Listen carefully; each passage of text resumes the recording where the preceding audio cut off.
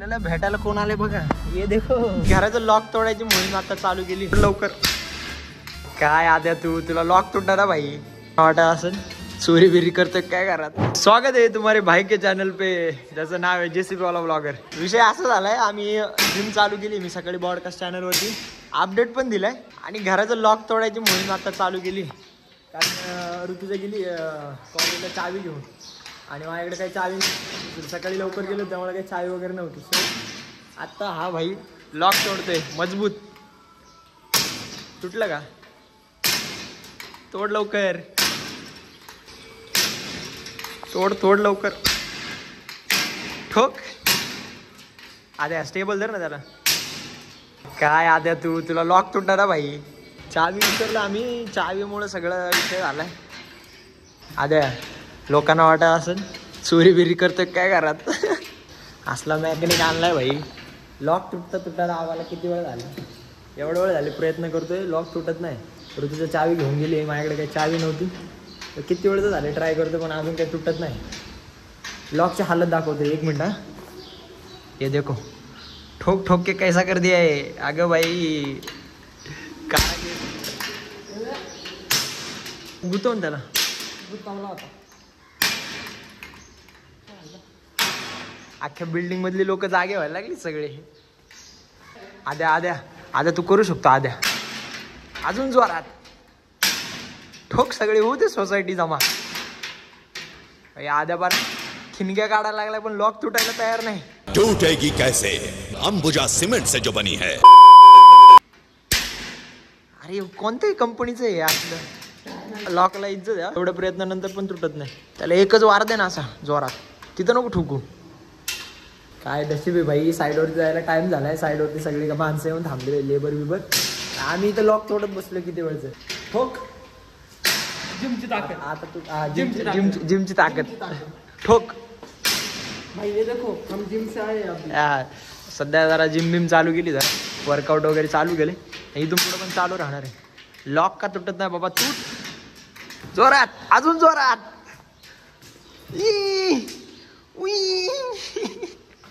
अवघड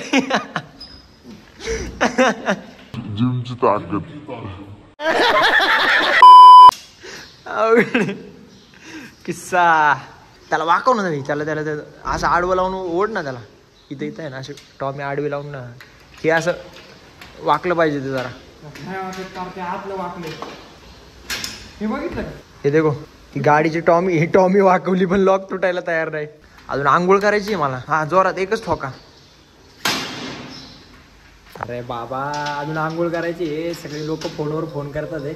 आणि आज सुमित पण आलेला आहे, सुमित येवले साताऱ्यावरून आलेलं भेटायला. तो ओझरला गेलेला, तो येत आहे मला भेटणार आहे. पण आता हे लॉक तोडायचं. लॉक तोडल्यानंतर मग आंघोळ वगैरे करून आवरून परत साईडवरती जायचं. पण बराच टाइम होणार आहे आता. हे लॉक कधी तुटतं काय माहिती. हा बाबा याला किती वेळचं झाले ट्राय करतोय, तुटायला तयार नाही. हा आद्या त्याला आहे ना तू याच्यात टॉमी घाल, वाकव त्याला. तशी कशी जाईल. अरे कसला माणूस आहे बे तू. हा और जोर से, और जोर से. तुटी गयो. थोडं अजून थोडी मेहनत घे. फायनली निघालं. बस किंग झालं काम झालं. अरे ते हेच तोडलं भाई, तू गेटच तोडलाय डायरेक्ट. फाइनली हमने करके दिखाया. स्टार्ट करो. हा करके दिखाया भाई. ये बघ, अरे गेट वाकवलाय डायरेक्ट तू. त्याला ठोक आता.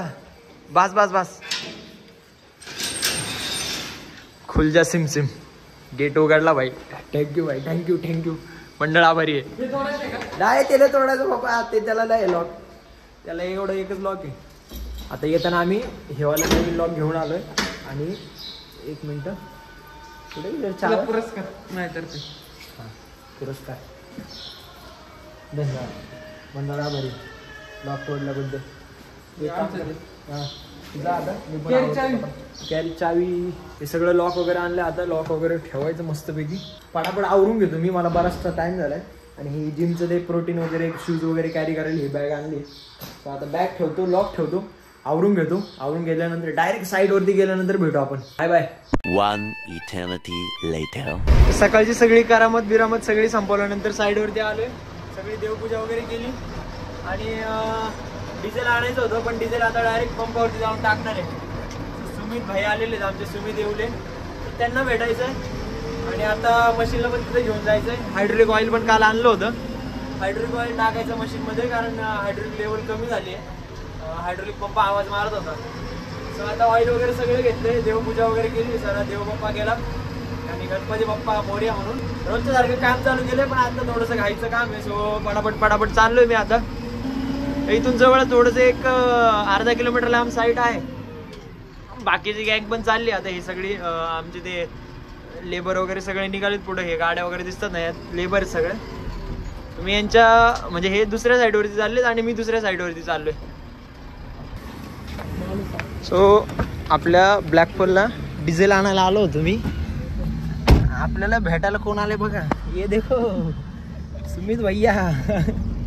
साताऱ्यावरून आले ते. साताऱ्याला काहीतरी, साताऱ्याला कुठं, साताऱ्यावरून सांगलीवरून आले. त्यांचं काहीतरी काम होतं पुण्यात, ते आले होते. त्यांना आल्याला कामाला लावलं मी. डिझेल आणायला कुणी नव्हतं माझ्यासोबत. त्यांना म्हटलं चला आता आलेत तर. नेमकी टायमिंगला आले ते, म्हणजे मी ब्लॅकपोलला तिथं पार्क केलं आणि तेवढ्यात ते आले. त्यांना म्हटलं चला डिझेल घेऊन आलेत. आता डिझेल सोबत डिझेल पण टाकायला मदत करणार आहे ते, आणि हायड्रोलिक ऑइल टाकायला पण मदत करणार आहे.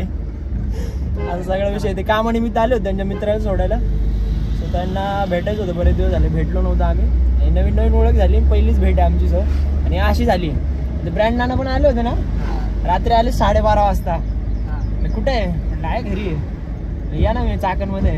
अरे बाप म्हणलं, असं सगळं होतं. जे भेटतात ना सगळे सोशल मीडियावरती जेवढे मित्र झालेत सगळे रात्री अपरात्री, कोण 12 वाजता, कोण सकाळी, कोण पहाटे. शुभम शेठ तर रात्रीचं 1-1:30 वाजता भेट आमची पहिली. असे सगळे भेट होते आमच्या. साईडवरती तर आलोय, पण साईडवरती ते ज्यांचं काम आहे ते काय अजून आलेलं नाही. सो ते येतात, ते दाखवतील. मला वाटतं इकडं काहीतरी काम आहे, ह्या साईडला काम आहे. सो ते अजून येतात. ते आल्यानंतर समजेल आता काय काम आहे. तोपर्यंत काय आले वाटतं, आले ते ह्यांचं काम आहे. आता हे दाखवतील काय काम आहे. सगळा चिखल वगैरे झालाय इथं. अशी अचानक भयानक भेट झाली सुमित दादांसोबत. छान वाटलं. माणूस ग्रेट आहे, एकदम फ्रेंडली. असं म्हणजे असं जाणवलं नाही अजिबात की आपण पहिल्यांदाच भेटलोय त्यांना. एकदम हसमुखराव आहे, हसमुखराव. हसत खेळत राहतात कायम. त्यांचं काहीतरी मित्राचं थोडंसं मित्राला सोडायला आले होते ते. आता ते पुण्यामधून फ्लाईट होती त्यांची, तेव्हा ते आले होते. म्हटलं आले तर भेटून जा. आता माझं त्यांच्याकडे जायचं कधी योग्य तर काय, ते बोललेत मला, इन्व्हाइट केलं त्यांनी ये म्हणून. काहीतरी ही सगळी साईट आहे. बघतो आता काय काम करायचं काय नाही. तर दुपारचे 1 वाजलेत आणि सकाळी आलो तेव्हा हे सगळं केलं. इथं थोडंसं खडी वगैरे शिफ्ट करत त्या साईडला. आणि सकाळपासून हे लोक बकेटमध्ये खडे भरतात. मी ते भरल्यानंतर मग तिथं नेऊन टाकते, कारण इथं सगळं हे बांधकाम केलेलं आहे. आतमध्ये जायला जागा नाही आहे. त्यांच्या त्या भरण्याच्या आणि याच्या नादात मला झोप यायला लागली. डोळे बघा, कारण यांना जवळ 1-1 तास लागते एवढं एक बकेट भरायला. तोपर्यंत मी काय करणार, मी मशीन बंद करतो, चिल मध्ये झोपून जातं. आता एवढा वेळ झाला मला ते आवाज येत होते, मला आवाज सुद्धा येत नव्हता. एवढं गाढ झोप लागली होती. बोर होतं ना, काम नसेल की बोर होतं. कंटिन्यू काम चालू असलं की बोर होत नाही. जेवण करायचं होतं पण आता काही भूक पण नाही राहिली, असं काम चालू आहे. सो बाय द वे आपल्याला हे सगळं हे बॅग फिलिंग करायचं. हे हा वाला पोर्शन. अजून काही ट्रॅक्टर वगैरे त्यांनी सांगितलं नाही, पण आता आपल्याला इथं साईडला क्रशंट वगैरे बाकी आहे, ती आधी काढून घ्यायची आहे. इथलं काम तर झालंय सगळं. क्रशंट वगैरे गोळा करायची होती. आणि इथं आपल्याला मटेरियल वगैरे मुरुम वगैरे टाकायचं. मुरुम वगैरे टाकल्यानंतर तिथं म्हणजे रस्ता होईल आतमध्ये जायला. आता हे बरंचसं मोठं बेसमेंट आहे. सो बाहेरून काय भरता येणार नाही. याला बराचसा रॅम वगैरे बनवायला लागणार आहे. त्या साईडला तिकडे ट्रॅक्टर पण आले. आता आपल्या ब्लॅकपोलला घेऊन ट्रॅक्टरकडे जायचं आहे. आता खरं तर लंच ब्रेक होता. हे लोक, हे लेबर लोक तर बसले जेवायला. आपला लंच ब्रेक नाही झाला कारण ट्रॅक्टर अचानक आले. तर सकाळी बराच वेळ उशीर पण झाला होता काम चालू करायला. आणि ट्रॅक्टरवाले पण लेट आलेत, मी पण लेटच आलोय. हो थोडंसं आता हे ट्रॅक्टर वगैरे लोड करून द्यायला लागतील. आता दुपारपर्यंत आज तर काय हे काम म्हणजे पूर्ण नाही होणार. आता याच्यामध्ये जवळ 2-3 दिवस जाणार आहे. इथं सगळा हा वाला पोर्शन, हे जो ट्रॅक्टर दिसतोय तिथला सगळा मुरुम काढायचा आहे. बघू आता कसं काय प्लॅनिंग होते. आज तर काय हे काम संपणार नाहीये. तर हा आहे आपला लोडिंगचा एरिया. म्हणजे इथून आपल्याला सगळं मुरुम एक्सकॅव्हेशन करून असं लोड करून द्यायचं. आता लोडिंग पण चालू झाली. आणि इथं बघा एक जुनं मॉडेल जवळ 2008-9चं काहीतरी आहे. आपल्या म्हणजे बर्लिनच्या आसपासचं मॉडेल आहे. ते वाले एक इथं उभं आहे, म्हणजे ते बंद आहे. त्याला काहीतरी झालंय, मेंटेनन्स वगैरे केलं नसेल किंवा मग बंद असेल. काय असेल ते असेल. पण आता आपलं लोडिंगचं काम चालू झालं आणि थोड्या वेळात अजून एक ट्रॅक्टर आला येणार होता आणि तो पण आलाय. पाठीमागे दिसतोय का नाही काय माहिती. पण आता इकडचं सगळं एक्सकव्हेशन करायचं आहे, म्हणजे सगळं लोडिंग करून द्यायचं सगळं मुरुम. आणि आता मला आलाय थोडंसं आळस, कारण सकाळपासून एकदम निवांत काम चाललंय. म्हणजे एका फ्लोमध्ये काम चालू असलं ना तर कंटाळा येत नाही कंटिन्यू काम करायला. पण मध्ये जर अचानक काम वाढलं तर मग थोडासा कंटाळा येतो. बाय इथं सगळं जवळजवळ जेवढं डीप जाईल तेवढं डीप जायला लावलंय. आता ट्रॅक्टर आलाय, ट्रॅक्टर भरणं पडेगा.